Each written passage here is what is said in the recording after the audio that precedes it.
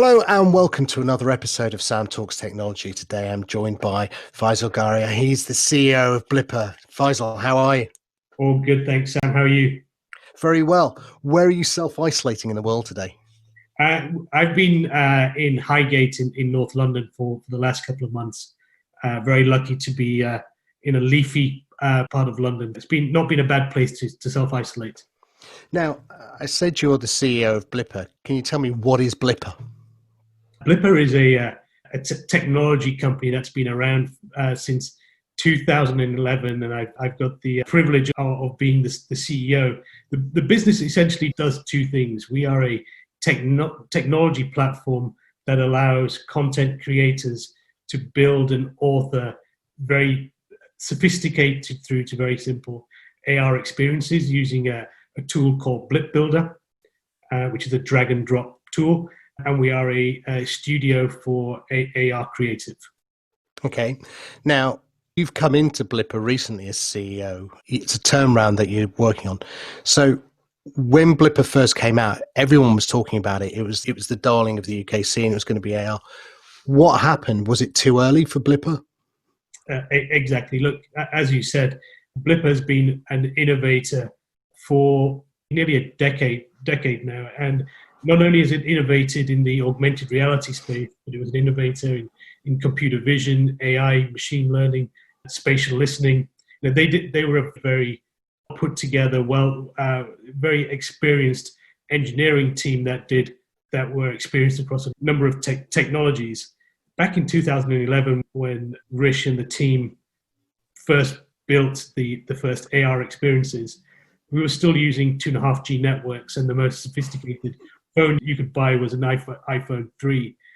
So the ecosystem wasn't there really then for AR. Fast forward 9 years, and of course, things are very different. Okay, so you say things are very different. What does that mean for AR? Are the building blocks now in place to make AR the next breakthrough platform? Because I, as a techie, have been wanting AR for a number of years. I can see the potential. I can see the value proposition. I should be able to, with whatever mechanism, be able to look at an object inside or out and get metadata on it or information around it. But I don't seem to find that. There's use cases of walking around museums. There's use cases that we have. And there's the fun cases, Snapchat as an example. Yeah. But what is missing, in your opinion, that's making it not jump into the mainstream from being a techie's playground right now? It's a good question because, as I said, Blippar pioneered AR back in 2011. And back then, clearly the ecosystem wasn't there. But things are changing. And in the last 9 years, Blippar on its own has done nearly 20,000 AR experiences. And in that time, everyone from Unilever through to Audi and Porsche have built interesting, compelling AR experiences, sometimes for marketing, sometimes for advertising. It might be for learning and development or education or for e-commerce. So I think AR is starting to find its feet. But what will make it, I think, break out, and I think that's that's your question. Mm-hmm. There's a number of plate tectonics, if you like, that are coming together. I think we're seeing the imminent arrival of 5G networks, which will put AR on steroids and open up the mass adoption of AR. We're also seeing some of the other players in the ecosystem, people like Android and iOS, launch ARKit and ARCore, which are the tech stacks for mobile phones. And ever since iOS 11, every iPhone has been an AR phone. And ever since ARCore launched, every Android phone has been an AR phone, which now means that there are over 4 billion phones globally which have the AR capability inside them. We're also seeing Google a couple of weeks ago launch AR as part of the native mobile search capability. So I think over the next couple of years, we'll see every mobile website needing to have AR and 3D capability in order to be indexed by Google. Wow, that'll be massive. We're seeing it coming, and there's a reason for that. It's because as we move from AR being the principal form factor through which we consume AR to it being wearables, at least for a certain part of the population, it's going to have to be easier to trigger, and that will probably be through something like spectacles. And I think spectacles are going to be interesting when they get here, when they become mass market. But in the meantime, 4 billion cell phones, 4 billion smartphones is where we're concentrating our activities and our efforts at the moment. You mentioned the rollout of 5G. Is that just a pure speed requirement because of the AR requirement for data, or is there another benefit to 5G? I think there's multiple things. I think from the point of view of a network operator, if you're trying to explain to a customer why they should upgrade from 4G to 5G, selling speed or latency or throughput is not really a compelling. No, because it's good enough right now. But also telling an end consumer that 5G has 10 times less latency than 4G, that's not selling a benefit. When you can see a holographic image of the person that you're calling in your living room, that's quite compelling. And I think you can start to see, even in the UK, you can start to see telcos experimenting with that. I don't know if you watched the BAFTAs a couple of weeks ago. Yep. But the presenter, Maya Jama, was wearing the first AR dress, and it was sponsored by EE.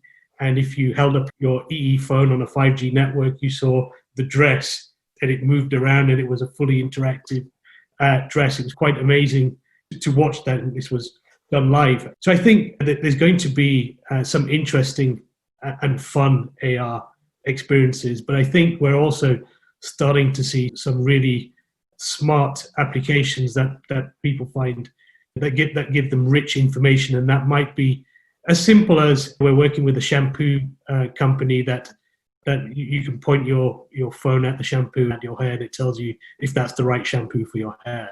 See, that's the sort of product that I think I've been waiting for, that raison d'etre, to actually get my phone pointed at an object and get some value. I've done the pointing it at, let's say, the planets that Blippar has an example, and I did that this morning. I was looking around my room and, yeah, great, there's Saturn, and I click on it and whatever. But it's okay, I've done it. I've seen the object floating in my room. Yeah, okay, done. It doesn't give me that sort of compelling must do this constantly, regularly, habitually. But if you start to see product placement and with AR built in, that I think could be really interesting. Yeah, riffing on the theme of Procter and Gamble and Pantene shampoo, we're also working with a number of CPG companies where you point your phone at the product. It could be at the shelf, it could be at home, and the recipes for that product come yes. on your phone. And those are nice. I think some of the more interesting B2B applications are probably worth exploring as well. I don't know if you've ever had a boiler engineer come to your house and to service or repair your. It's normally with the this is going to cost you. Well, that's it, and that's if they recognise and they know how to fix that boiler. But yep. If the engineer holds up their phone and we're able to recognise using computer vision that boiler, and then through AR deliver the instructions to the engineer to how to service or fix that boiler, then we're starting to see the new applications, which I think are more around learning and development, around training, as well as some of the other things that we're working on with Pearson in education, with Superdry in e-commerce. So there's the core of the business, I think, still, and at least for a while, will be marketing and advertising, because we've got a rich heritage over 9 years of working with brands and agencies, building interesting calls to action that really, and we can show engagement and click-through rates. But where we are today and the platform that we're building today is a true AR platform which is extensible across education, learning and development, training, e-commerce, as well as marketing and advertising. So those products that you described, and the platform that they built on, how difficult is it to build? Is it a time thing? Do you build these? Do you outsource it to agencies? Is it a third-party channel? How are these products going to get built, and what's the complexity required in building them?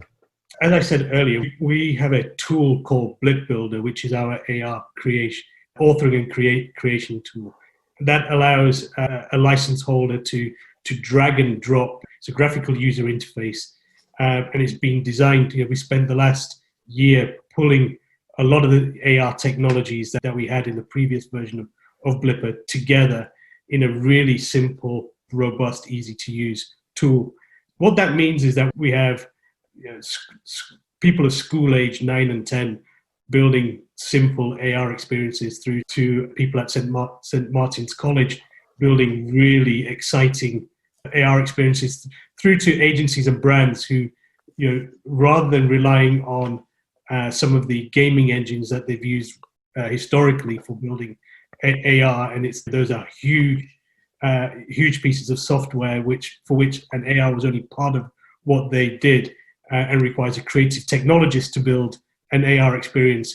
What Blip Builder is, it's designed for purpose.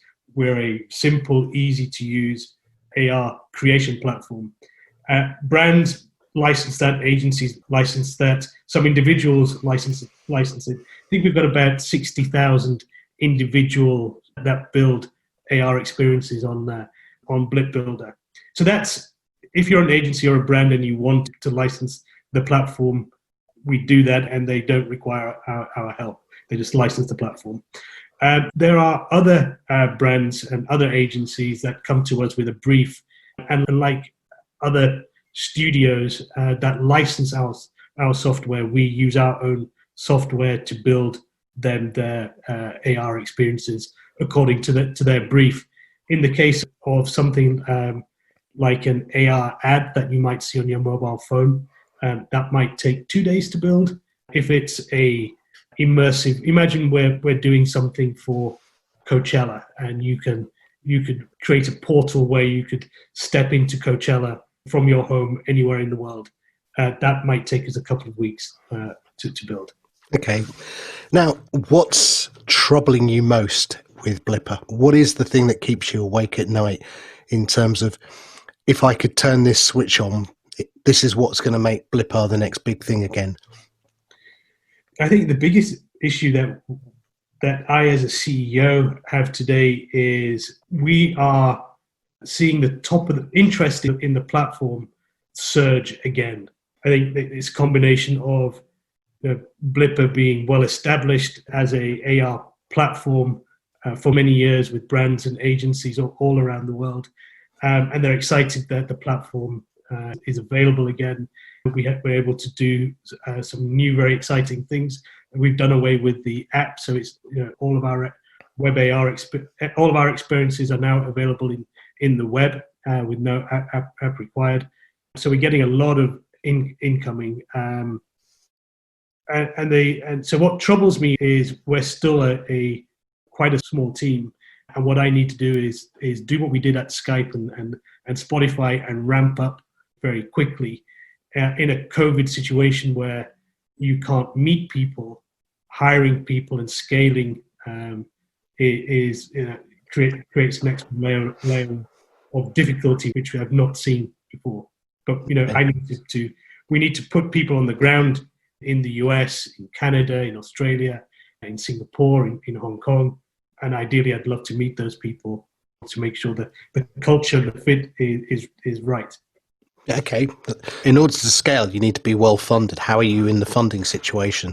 Are you fully funded and got a roadmap of several years, or is it a constant battle that all CEOs have? We're very lucky from a funding point of view that the business was acquired by Candy Capital, who had invested previously in Blippar as well. They'd invested over $30 million in Series C and Series D of the previous version of Blippar. And Candy Capital bought the assets and are now the largest owners and continue to fund the business. But clearly, having backed the business quite seriously in the past, we are building this business, and the expectation is to build a very large business, and Candy Capital are standing behind the business to help us to grow that, because the vision is to grow this into a very large business again. Brilliant. Okay. I interviewed Mats recently from 6D.ai, who got sold to Niantic, the makers of Pokemon.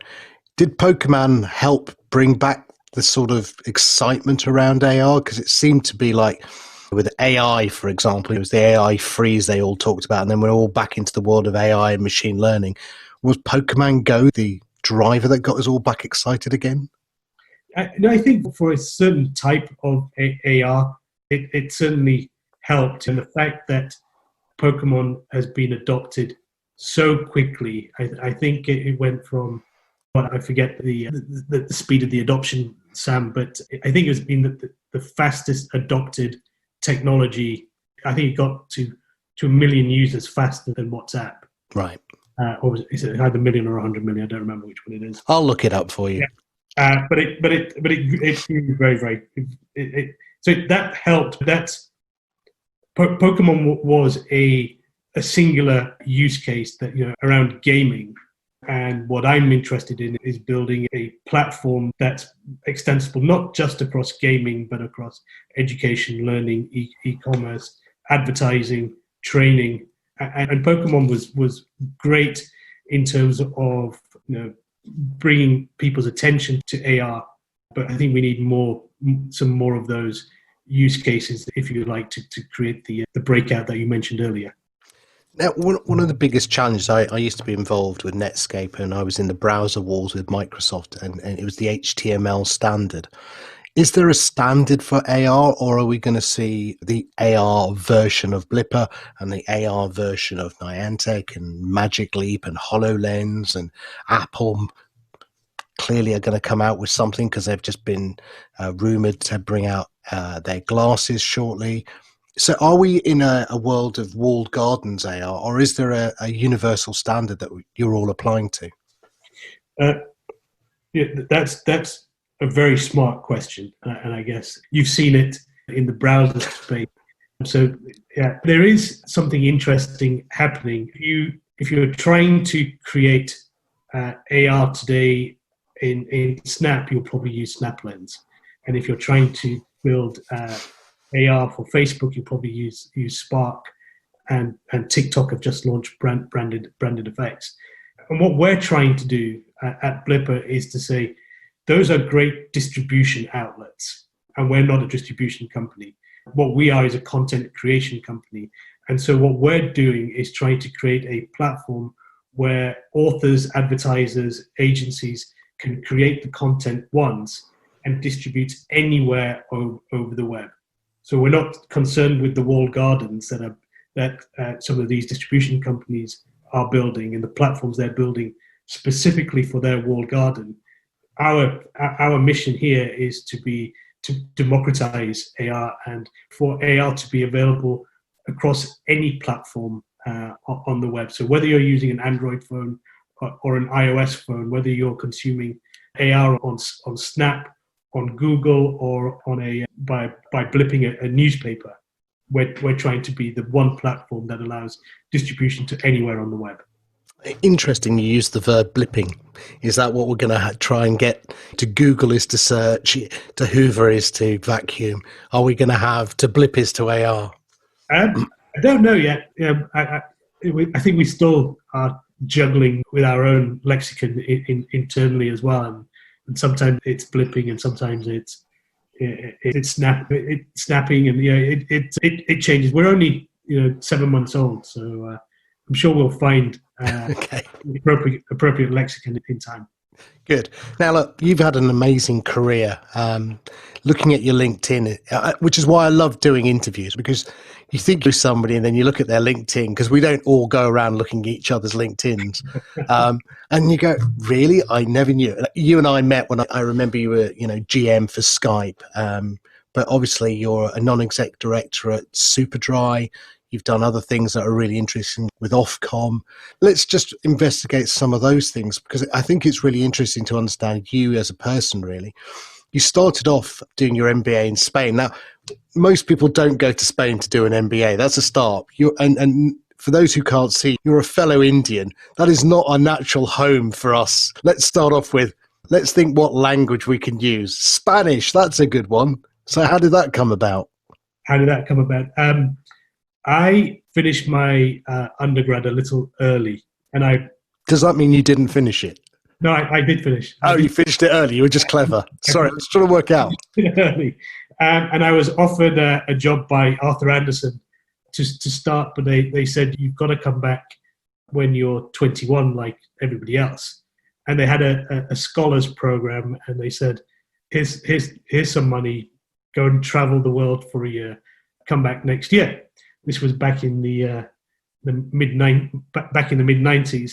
So I came back home and said to my mum, I'm going to travel around the world for a year, and I've got a great job when I come back.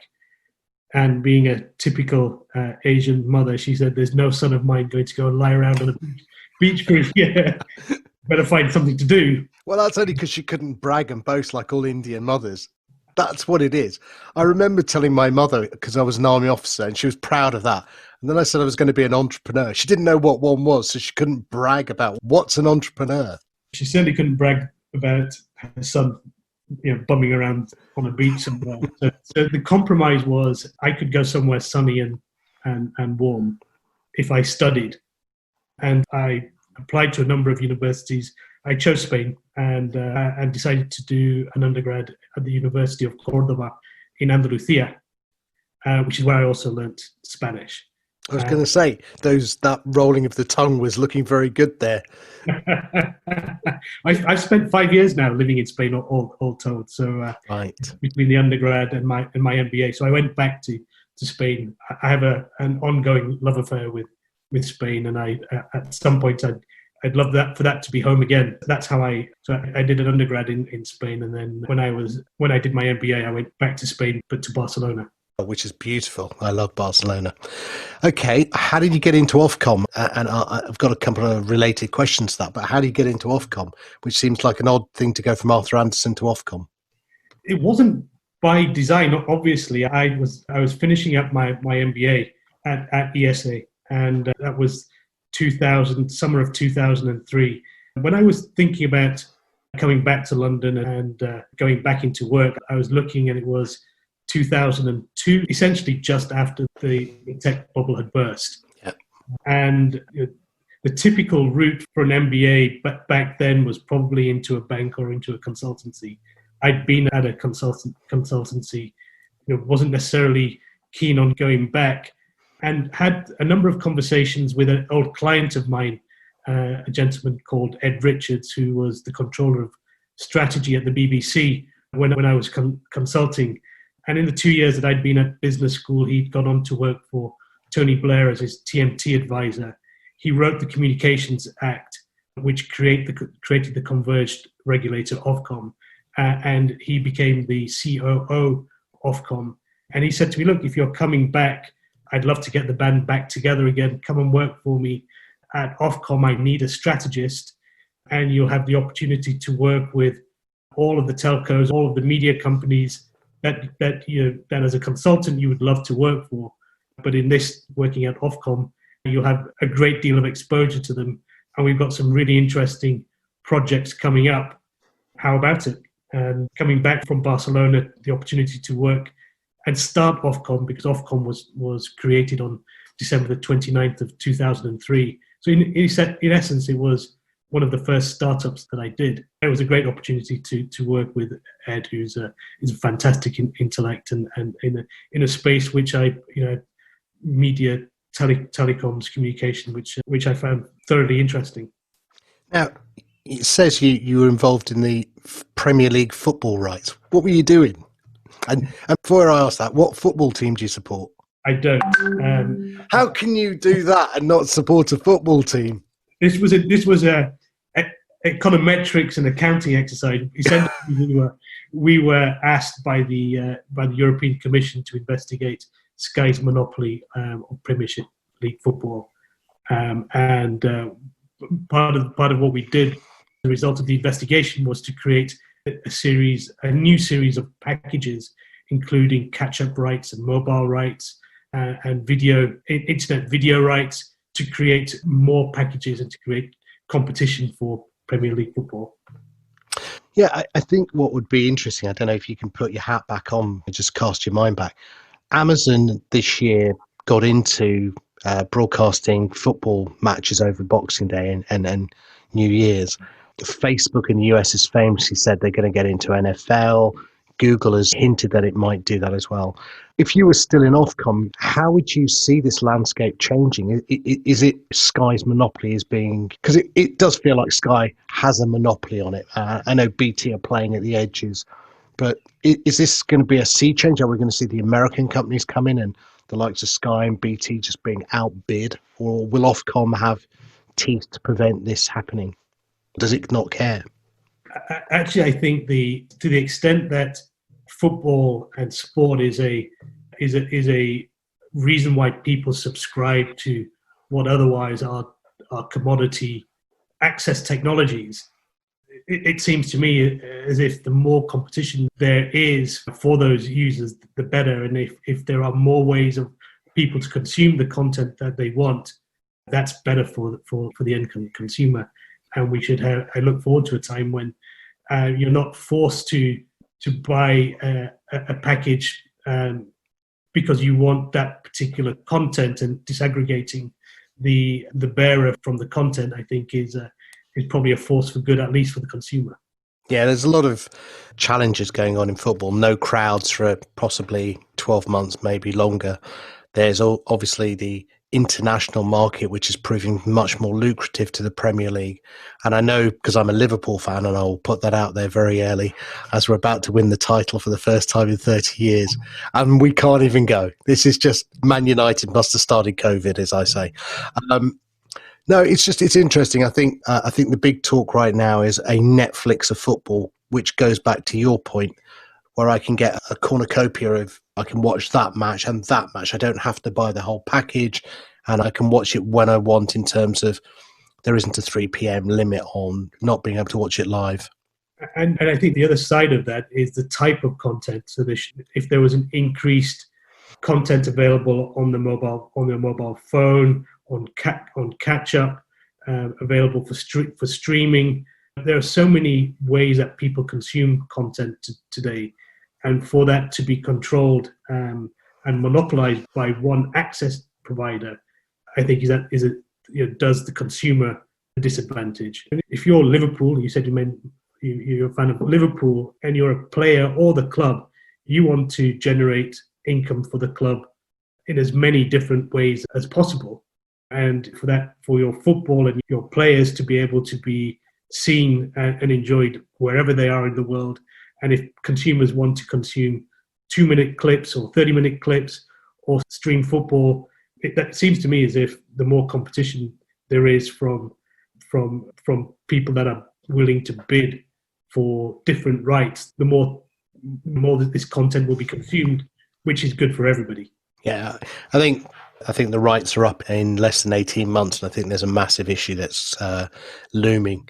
No crowds, tighter budgets because of COVID. I think football's going to have to realign its golden pockets, maybe, but we'll see. Now, you moved on from there to where I think I first met you, which was being GM of Skype Europe. Now, how did you come about that role? That seems an odd thing. Was it the Ofcom link that brought it about? It was. Whilst I was at Ofcom, we had to make a recommendation to DCMS about how we would regulate voice over IP.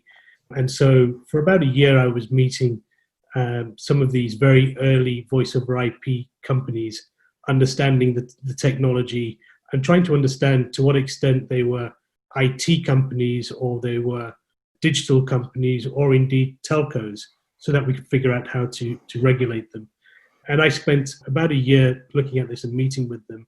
And my recommendation at the end of that period of meeting everyone from Niklas Zennström at Skype to Jeffrey Citron at Vonage was that we were very early in voice over IP, and we should follow what a number of other regulators had done around the world and forbear from regulation, and to allow the technology to grow before we figure out whether regulation was appropriate. And during that process, as I said, I got to meet a lot of these companies. And as soon as DCMS announced that we would be forbearing from regulations, we wouldn't regulate voice over IP, Vonage, Skype, net2phone as telcos, and make them comply with some of the requirements of a telco, telephone boxes or providing 99.9999% uptime, and all of those requirements. I got a couple of phone calls from some of the founders that I'd been working with, and I remember one of them in particular, where the chairman and the CEO said, "We'd like you to jump from being gamekeeper to come and help us poach." And I had a number of conversations, and very luckily for me now, I remember talking with very early Skype when it was a minimal viable product, and there was a small team based in Soho. I remember thinking, if I'm ever going to do this, this is the time to do it, and this is the team. They were a very smart engineering team, and they showed me the product, and it was quite different. For example, from Vonage, where Vonage looked like a regular phone. This was calling through a PC, which we now do regularly, and we're doing now. Doing a Zoom call, but back then trying to explain to people that the future of telephony was through their computer seemed slightly strange. But I was I don't know. Michael J. Fox in Back to the Future with his TV wall. We were all waiting for it. It was just we didn't know how it was going to turn out. It turned out like Skype. Indeed. Now, Skype itself had an interesting history. It started off as Kazoo, a music service, and then pivoted into, I guess it was the underlying peer-to-peer network that allowed that. Is that correct? Yes. So there was Kazaa. Kazaa, not Kazoo. Let's get it right. Let's get it, Mr. Sethi. Was founded by Niklas Zennström and Janus Fries, and the underlying technology behind Kazaa was Jolted, and Jolted, the peer-to-peer technology, formed the underpinnings of the peer-to-peer distributed system for telecommunications that became Skype. Okay, so one of the things I said to you at the beginning of this conversation offline was the COVID experience that we've all gone through. I never expected. I've been using Zoom for a couple of years for interviewing people, but my father-in-law is now using Zoom. My friends who are non-technical are using Zoom. Where did Skype miss the goal? Because clearly they've missed this one like a big one. No one is, the verb to Skype doesn't seem to be there anymore. It's now, I'll Zoom you rather than Skype you. How did they miss it? Yeah, I think that the world has moved on from 2003 when we first created Skype. We're nearly two decades on, and inevitably technologies and particularly digital technologies move at a pace. And I don't think we have any digital technologies that have survived two decades. But when I look at what we created in Skype, it was really a platform. And perhaps we didn't even realize back then what a platform was. But we had Skype messaging before Twitter. We had Skype profiles before Friendster and Facebook. We had messaging before WhatsApp. And we had video calling, as you mentioned, before Zoom. So we were very early. And in many ways, the fact that we were a European tech company that had a multi-billion-dollar exit back in the early 2000s, that was an amazing outcome. And I think has created an ecosystem in London and across Europe, which can trace its roots back to the success that we had at Skype. Yeah. So why did eBay make such a mess of the acquisition? Because they clearly did. I can see why they wanted it, and they made a really hashtag of PayPal as well. So why did they make such a bad one with Skype? Yeah, I've asked myself the same question many over the years. As I said, we created these technologies and these platforms, a long time ago. And when I use Zoom now and I use WhatsApp, it is interesting because the experience of messaging or video calling for us is not new. I can't speak to what the thinking it was in eBay when they acquired us. I left a year after we were acquired. And what I am proud about is, we built all of these technologies. People were, at the time, 2004, 2005, 2006, Skype was as ubiquitous then as Zoom or WhatsApp is today. And as you said, everybody used the verb to Skype. So I think we did create something two decades ago that everybody used. But as I said, 2 decades is a long time ago, and technologies, in particular digital technologies, move. Yeah, I think the killer feature of Skype was the free call, right? That was it. The other features around it weren't, I guess, promoted significantly, or people just didn't realize the value of what they had, and they weren't used. Now, one of the things you told me was, and I'm pretty sure I remembered, was that the underlying technology wasn't sold to eBay. So that allowed Niklas and Janis to sell it Skype again, really.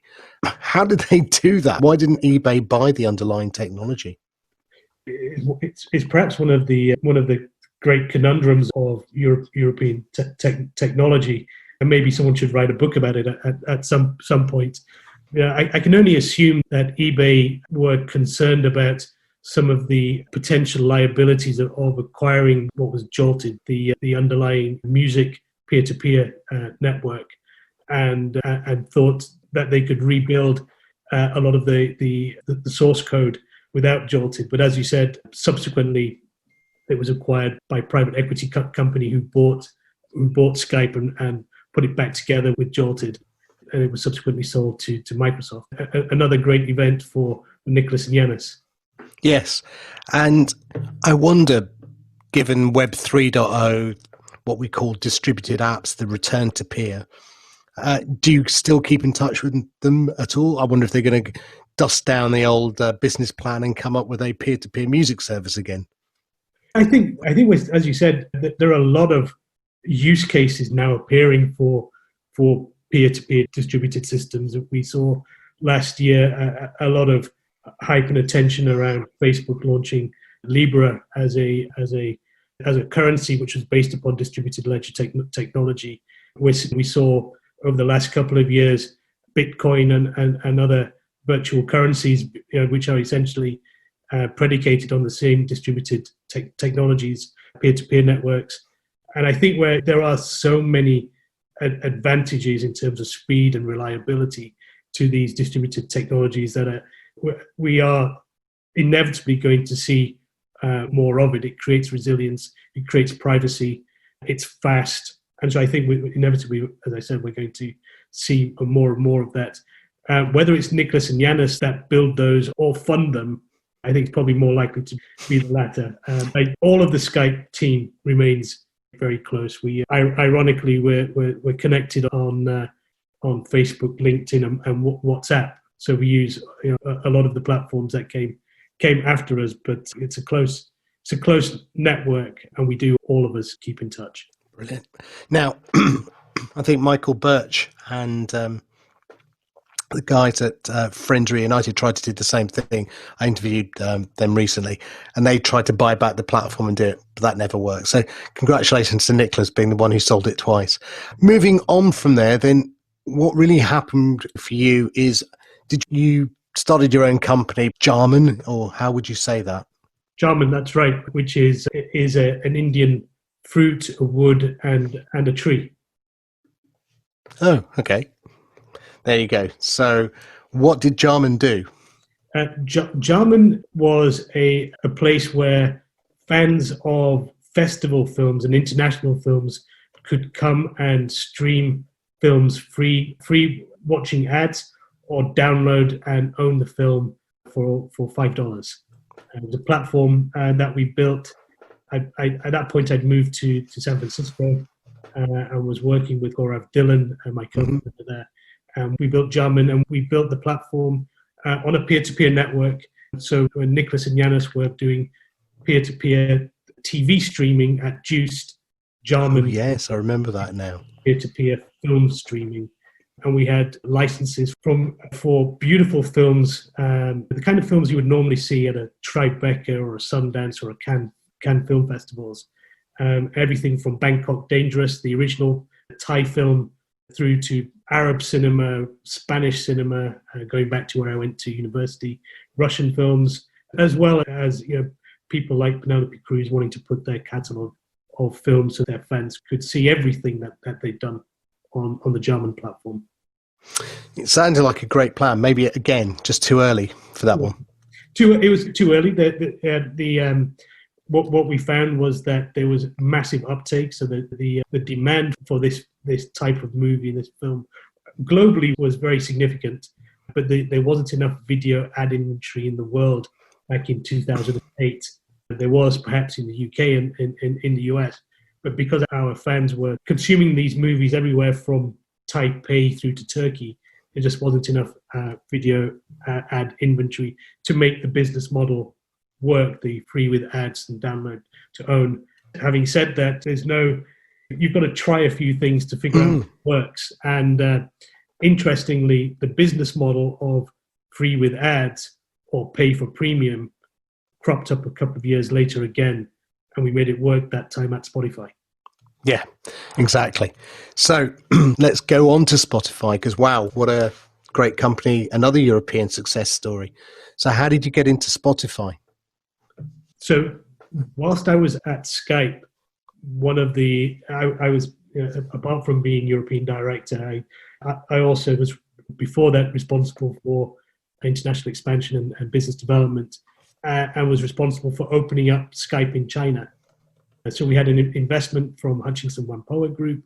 They were very keen that we look at expanding Skype in China. And interestingly, at the point of acquisition by eBay, 35% of our users globally were in China.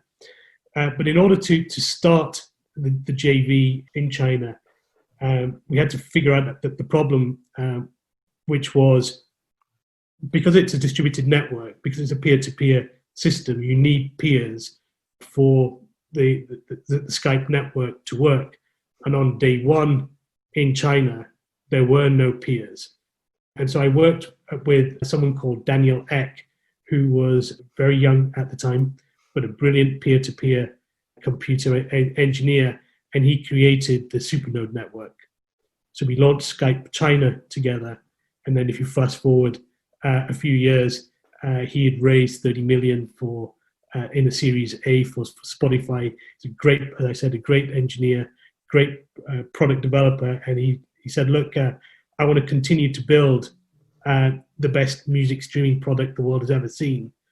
So let me focus on the product, and you figure out how to expand this product, Spotify, internationally, and figure out all the deals, get me into as many markets as you can, but do what you've done at Skype and Kayak previously, and figure out the deals and figure out the international expansion plan. And you do that, and I'll figure out the product. Brilliant. Wow. I mean, that must have been an amazing journey, because Spotify is now going great guns again. It would be safe to say it was a massive rise, a little dip, and then it's gone again recently. I was lucky to join early and was there for about 4 years. I launched about, I think it's eight or nine markets, France, Spain, Netherlands, Finland, and finally the United States. So my recollection of my time at Spotify was, we were launching Spotify across the world, changing the way that people listen to music. Previously, you were either listening to CDs, and my children will never know what a CD looks like. Yeah. But just how quickly, again, technology changes. Or downloading MP3s, and here we were saying to people that they could listen to anything in the world instantaneously, and it changed the way that people consume music. So it was great fun. I was traveling 3 weeks out of 4, so by the time my 4 years were up, I was relatively done. I was traveling from London to New York, and then New York, San Francisco to either Hong Kong or Singapore on a monthly basis. So circumnavigating the world, and God knows what my carbon footprint was at the time. But 4 years was enough. But I had the team that we built there was a great fun to work with. They were brilliant, and I had it was a real privilege to be part of early Spotify. Did you get much pushback from the record companies? Was it, oh yeah, open arms, Steve Jobs screwed us over, welcome, let's have another one? Or was it, Steve Jobs screwed us over, we really want to work with you as a new platform? Or was it none of that? Am I putting words into your mouth? No, Steve Jobs arguably wasn't the first person that legged over the music label. Arguably MTV had built a multi-billion-dollar video business before Apple had come along and changed the music industry. So I think by the time we at Spotify turned up, there were a number of instances of where industry-defining changes had happened and value had been created in the music industry, where the music labels felt like they had not participated. And I remember being in many music label conversations where they were very keen, first of all, to figure out where Spotify and music streaming was going, and they were in no hurry to let the technology proliferate, and didn't necessarily get it for a long time, and made licensing not as easy as it could be. Yeah, but you overcame those clearly. Now, on your LinkedIn profile, it talks about you brokering a deal with Facebook. I can't even remember Facebook and Spotify doing anything together. So what was all that about? You're testing my knowledge of Facebook, but I remember, do you remember a time when the reason for using Facebook was top left-hand corner, you had photos? Yeah. You could share photos. The deal that we ended up doing with Facebook was just below photos, which was the most used part of, and the use case for Facebook, there was Facebook Music. Okay, I really can't remember that. And you could share what you were listening to on Facebook with your friends. I remember being able to go into my Spotify account, and I can still do that today, and I can list what my music is currently playing on Spotify, and that could have played through into Facebook. Is that what you mean? And it was, but back then it was by default. So if you would log in to Spotify through Facebook, and then on your Facebook feed, it would show everybody what you were listening to. Yes, I remember. And the idea of that was to use essentially to use Facebook as distribution, so that more people would see Spotify and therefore download the application.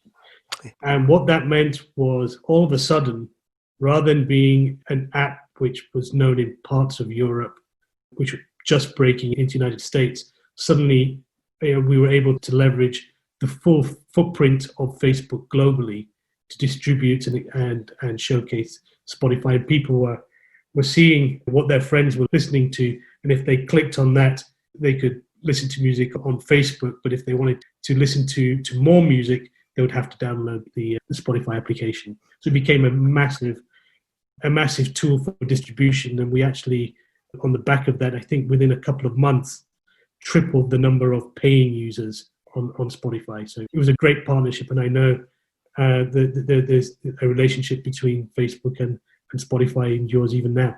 Okay. Now, famously, people like Taylor Swift pull their catalogue, and Jay-Z try to do their own thing and cost them a lot of money.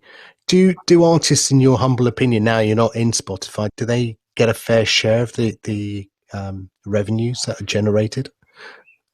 I think one of the, you've got to look at this in a number of ways. Streaming music services like Spotify have actually grown the aggregate size of the music pie, and without streaming music, we would not have either the revenues in the industry or the distribution that now artists Taylor Swift or Jay-Z have.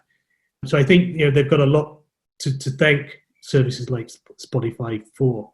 In terms of how the subscription revenue that Spotify charges gets split up, Spotify shares it has to pay both the music labels and the collecting societies that represent the artist. Yeah, PPL, PPRS, etc. And you can look at the accounts, and you'll see that the vast majority of the subscription after tax goes to those entities. So whilst Spotify that does make a profit, the labels and the collecting societies collect the vast majority of that revenue, and how that revenue then gets shared from the labels and the collecting societies with the artists that they represent. That's always been something between the artists and the labels. There are increasingly ways that artists can partner directly with music streaming systems, but the question about do artists get paid appropriately by Spotify? The vast majority of them actually get paid by the music label, and that we should be asking the question about, do artists get paid properly by the labels that they work with? Interesting you mentioned it, because I think Spotify started to sign directly artists to its own platform. Is it becoming a label in its own? Are they trying to disintermediate the likes of Sony and other companies? Do you see that as a trend? I'm not privy to the strategy. Absolutely. Given you know more about Spotify than I will ever know, just in your external observation, I guess. I think labels, music labels, have a really important role to play in the music industry, not least for finding, nurturing, sponsoring, and mentoring new artists. And their role should not be diminished. And even in a world that's being disrupted by technology, they have a really important role to play. But I think what is interesting is, outside of music, and whether that's in TV, film, or podcasting, streaming is definitely becoming a technology which is wider than music. I've often wondered when you'd be able to pay for a streaming package which includes your films, your TV, and your music. And I don't think we're very far away. I think Amazon would call it Prime if you. Maybe. I think there are probably going to be some other moves. I think if people have a limited wallet, and I think if you make it really easy for people to find what they want and consume what they want, and have it all bundled together, that's probably the right direction of travel. But these services had to come into existence in their own right first before we realized we wanted them. Yeah. I think it's interesting. A lot of bands that I follow now are beginning to play live concerts on Twitch, for example, the Amazon platform. So it's less about watching people play games, which I never understand because I'm not a gamer. But there's bands that I watch, young bands who play out on Twitch, and then I, as a fan, join in, and I can monetize by paying for the privilege of watching them. It's a mini concert before COVID, and it was great, and it was a great way that bands could do it. Going back to Spotify, I think what's interesting is their move into podcasting, diversifying out of music with the acquisition of Joe Rogan. I don't know if you spotted it, but obviously you're busy with Blippar, but they look like they're about to launch a video service as well, because they tested Joe Rogan briefly and it came up as a video, and then everyone's, oh, hello, what's that? And it went away. So clearly Spotify is going to go into taking on YouTube in the video space. I just think it's an interesting diversification for the company. Video's been part of the platform since the very beginning. It's not something I consume then, so it's passed me by. But it's perhaps you didn't spot it, but it was used in the early days for advertising. So a lot of the advertising, I paid my subscription to avoid that. It would trigger the video codec. So right. it's been there for a while. So look, as I said, I wonder what the most likely combinations are likely to be, or whether it's going to be a company like Spotify that tries to do TV and video, or whether it's a company like Netflix or Disney. Well, I think my prediction has been that the two will merge. No comments. Okay, that's even more interesting than saying something. No comments. But yeah, to go back to your comment about watching, some of these bands on Twitch. One of the things that I'm really excited about at Blippar is we're talking about working with bands and artists such that you can actually see them playing in your living room. Wow. Okay. Not just there, so it will look as if they're right there with you. And so really personalize the music experience in AR. In many ways, it could, development from Spotify to, as you said, to seeing artists play live on Twitch, to actually seeing them appear like they're right there with you, whether that's in your living room or in your den or in your garden. Yeah, going back to Blippar, I think those are the sorts of experiences I think we need to see happen, but at a level where it is intuitive, whether it's through glasses or through another device that we don't know yet, or through our phone. Yeah, I hope that happens soon. Not of an age where we're voracious users of Snap, but that Gen Z population are already using AR day in and day out, and Snap is a really big business. So,